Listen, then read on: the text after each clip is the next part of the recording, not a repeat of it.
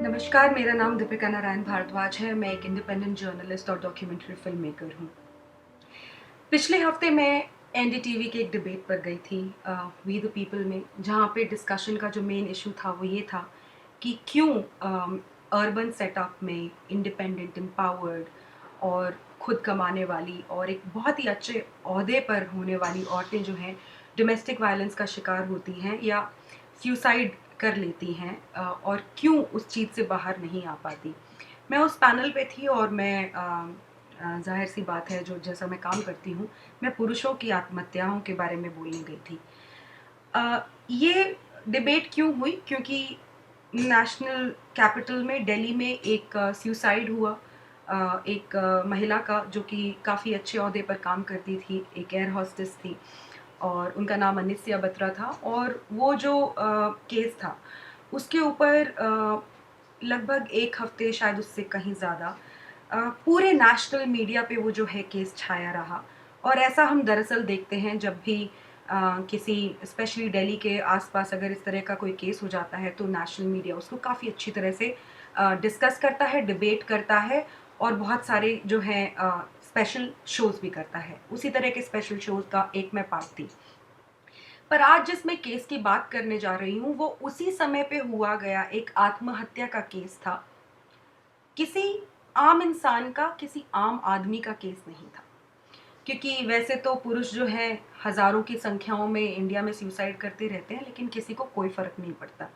लेकिन ये जो केस था, ये एक बहुत ही अ, ऊँचे ओहदे पर काम करने वाले इंसान का केस था।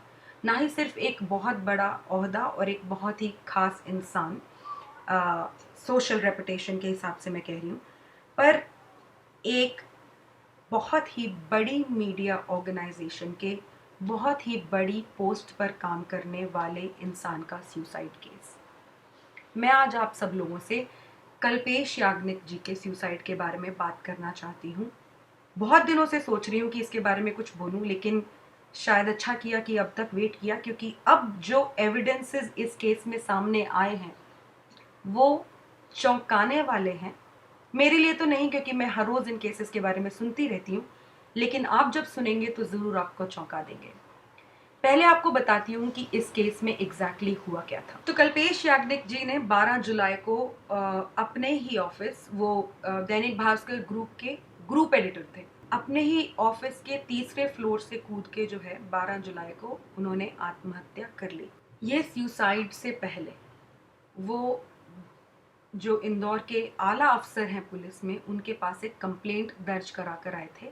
कोई एफआईआर नहीं हुई थी, सिर्फ एक उन्होंने रिटन कंप्लेंट सबमिट की थी कि एक महिला जिसका नाम है सलोनी अरोड़ा, और वो भी जर्नलिस्ट हैं, बहुत सालों पहले उनके साथ काम कर चुकी हैं, वो उनको मानसिक प्रताड़ना दे रही हैं, ब्लैकमेलिंग कर रही हैं, उनकी ज़िंदगी उस महिला ने दूभर कर दी है। बहुत बार समझाने के बावजूद भी वो उनको लगातार डरा रही है, धमका रही है और 5 करोड़ रुपए की डिमांड कर रही है, इस एवज में कि वो उनके ऊपर किसी तरह के झूठे मॉलेस्टेशन या फिर रेप के केस में उनको इम्प्लीकेट ना करे। एक आपको छोटी सी क्लिपिंग सुना रही हूँ। मेरी इन्वेस्टिगेशन नहीं है। मैं थैंक्स करना चाहूँगी भड़ास फॉर मीडिया का। उन्होंने इस केस में काफ़ी अच्छी इन्वेस्टिगेशन की है और बहुत सारे पहलू हैं जो कि नेशनल मीडिया ने फोकस नहीं किए, उसको वो सामने लेकर आए हैं। तो एक क्लिप उनके ही चैनल पे अपलोडेड है, उसका एक छोटा सा पार्ट मैं आपको सुना रही हूँ, जहाँ पे सलोनी अरोड़ा जो है उगाही की डिमांड की बात करते हुए सुनाई देती हैं। ऑफ कोर्स इनकी इन्वेस्टिगेशन पुलिस करेगी, इनकी ऑथेंटिसिटी पुलिस वेरीफाई करेगी और ये केस अपने एक ट्रायल से गुजरेगा, जैसे सभी केसेस, क्रिमिनल केसेस ट्रायल से गुजरते हैं। लेकिन मैं एक क्लिप आपको सुनाना चाहती हूँ ताकि आप सुने कि इस महिला में कितना कॉन्फिडेंस था। इससे आपको जरा शांति भी मिलती हो कि नहीं आपने अच्छा काम किया तो कीजिएगा। आपने बहुत अच्छा काम किया है। मेरी जॉब खा लाना बहुत अच्छा काम होता है। मैंने आपका बिल्कुल जॉब नहीं खाया है। आपने नहीं खाया है तो कम से कम ये आपकी जिम्मेदारी बनती थी कि ये आपकी जानकारी में कैसे भी आ जाए। रातों रात कुछ नहीं होता है। मैंने हर कोशिश की, हर संभव कोशिश की, तो कहीं ठीक से कहीं तक ठीक है ना, कोई पता नहीं मैं चला। आपके परिवार का पूरा सम्मान करती हूँ। आप भास्कर को रिजाइन कीजिए, अभी की अभी कीजिए आप। और मैंने ये भी देखा, नहीं, ये मेरे लिए संभव नहीं क्योंकि मेरे पास यहाँ जिम्मेदारियां हैं। मेरे पास भी और बहुत जिम्मेदारी है। मैंने ये भी सोचा। मेरा लड़का कौन पालेगा? आप पालोगे? अच्छा चलिए ठीक है, आप एक काम कीजिए, मेरे पास तो नौकरी नहीं है ना। और आप भास्कर की नौकरी छोड़ नहीं सकते हैं क्योंकि आपके पास बहुत सारी जिम्मेदारियां हैं।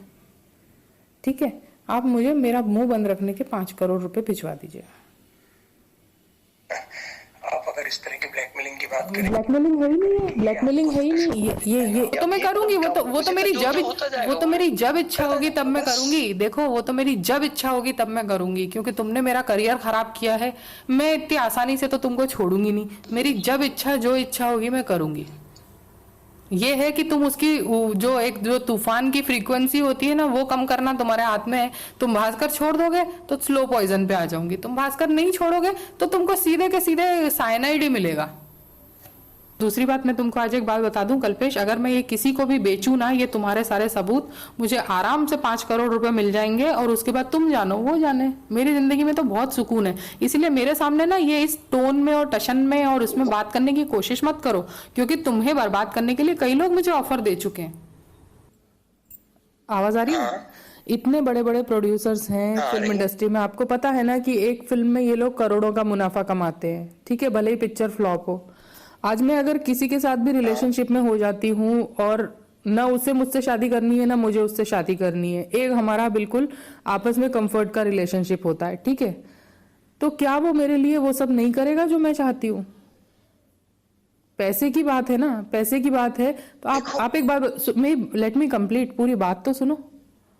अगर अगर ये रिलेशनशिप मुझे ऐसे ही रखने होते तो मेरे लिए एक घर खरीद के, एक गाड़ी खरीद के, एक बैंक बैलेंस देने वाले बंदे की कोई कमी नहीं है मुझे मेरी लाइफ में। Till date I am 43, but I am enough capable to earn all this till date. मुझ में वो चार्म भी है, मुझ में वो कुवत भी है, और मुझ में वो भी है कि अगर मैं इमोशनली किसी के साथ अटैच होंगी तो वो मेरे लिए ये सब जरूर करेगा। मेरी लाइफ में बिल्कुल क्लियर है पर कि मैं आपको ये बोल रही हूँ कि एक घर, गाड़ी, बैंक बैलेंस और उसके बाद में मुझे रानियों की तरह रखे। कि ठीक है, रिलेशनशिप हमारा जो भी है, मुझे लीगलिटी है ये वो कुछ नहीं चाहिए, है ना, ना किसी और को चाहिए। ऐसे रिलेशनशिप देने के लिए बॉम्बे में लोगों की कमी नहीं है।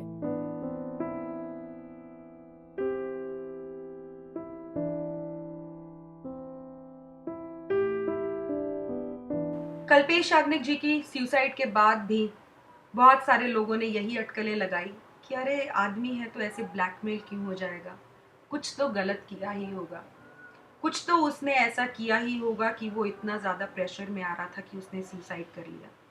पर कोई ये नहीं देखना चाहता कि उनके साथ क्या हो रहा था जिसकी वजह से उन्होंने सुसाइड कर लिया। मैं आपको उनके द्वारा जो पुलिस को दिए गए लेटर हैं, उनकी कुछ जो अपने शब्दों में जो उन्होंने बातें करी, कुछ अंश उसके सुनिएगा। शायद आपको पता लगे कि एक इंसान जिसको इस तरह से धमकियां मिलती हैं वो किस तरह से मानसिक तनाव से गुजर सकता है। वह महिला हमेशा ना सिर्फ अपनी बातों में ही यह जिक्र करती थी, बल्कि उसे ऐसा विश्वास था कि इस समय में बना गया नया महिला कानून सिर्फ नारी के हितों की सुरक्षा ही नहीं करता, बल्कि एक तरह से पुरुषों के अधिकारों का हनन भी करता है। जरूरत है तो सिर्फ महिला के पुलिस स्टेशन जाने की। उसने मुझे फिर यह कहकर धमकाया कि वो मुझ पर रेप का केस दर्ज करवाएगी और इसके बाद कानून की नजरों में मैं दोषी बनूं या ना बनूं, जनता की निगाह में तो मैं रेपिस्ट करार ही दिया जाऊंगा। इस महिला ने मुझे बार बार ब्लैकमेलिंग के कई तरीके भी बताए। वह मुझे यह कहकर डराती थी और खिल्ली उड़ाती रहती थी कि अगर वह फेसबुक, ट्विटर और व्हाट्सएप पर #MeToo कैंपेन चला देगी तो उसे सबूत के एक टुकड़े की भी जरूरत नहीं पड़ेगी। कल्पेश जी ने इस मोमेंट तक भी अपनी हिम्मत नहीं छोड़ी थी। मुझे नहीं पता कि इवेंचुअली ऐसा क्या हुआ कि उनकी हिम्मत टूट गई, लेकिन इस कंप्लेंट के लास्ट में भी वो ऐसा कुछ लिखते हैं कि वो हिम्मत नहीं तोड़ेंगे। मैं सिर्फ भविष्य के लिए, जब यह महिला मेरे खिलाफ कोई झूठी पुलिस रिपोर्ट लिखाए और अगर मेरे खिलाफ सलोनी कोई रिपोर्ट करे तो उसे बिना पूरी जांच के दर्ज न किया जाए। कानून और सत्य के हित में मैं किसी भी जांच के लिए तैयार हूं। मैं सभी तरह के प्रश्नों के लिए हमेशा उपलब्ध रहूंगा।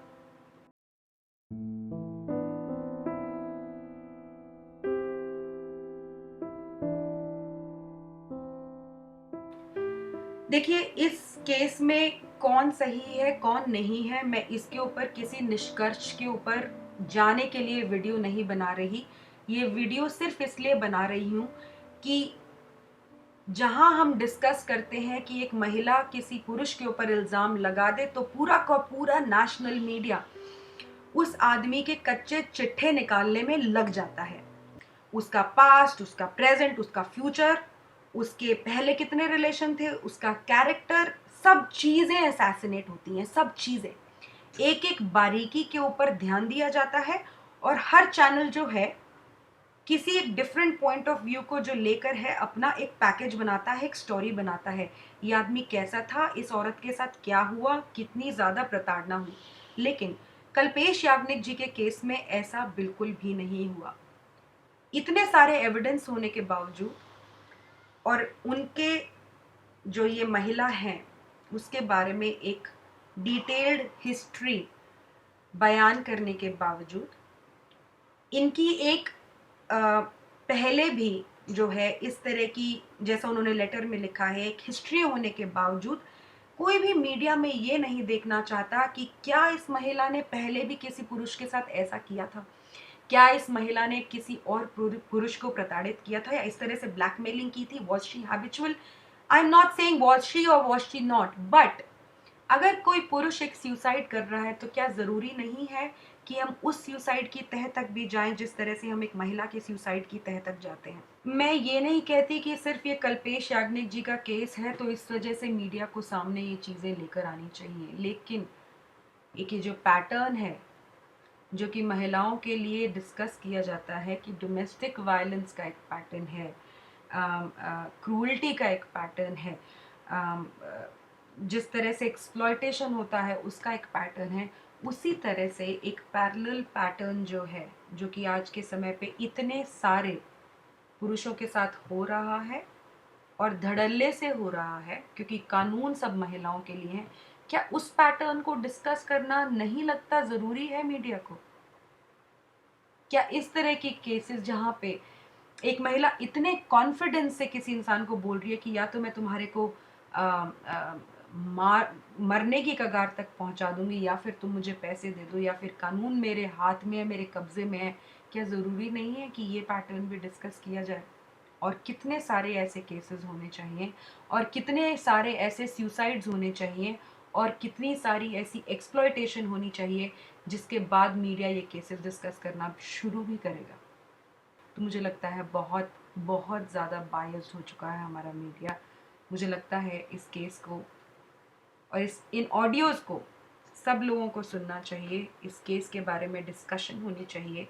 हमारे जो रेप लॉज का मिसयूज़ है उसके बारे में डिस्कशन होनी चाहिए और किस तरह से महिलाएं जो हैं बहुत ही कॉन्फिडेंट होके ये जो लॉ का मिसयूज़ कर रही हैं उसके बारे में डिस्कशन होना चाहिए, क्योंकि जस्टिस किसी एक जेंडर के लिए नहीं है। हमारा कॉन्स्टिट्यूशन किसी एक जेंडर के राइट्स के बारे में बात नहीं करता है।